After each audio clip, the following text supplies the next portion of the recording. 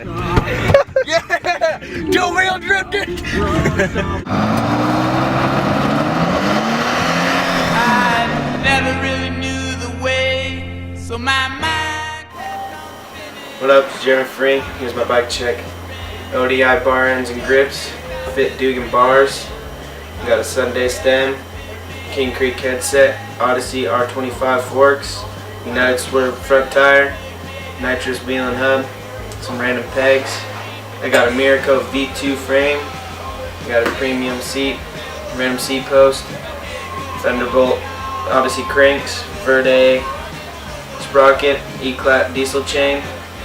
I got another United Swerve tire in the back, a nitrous wheel with a Animal Javelin hub laced up to it, daily grind on the right side for the hub guard, Primo on the left side, another pair of random pegs.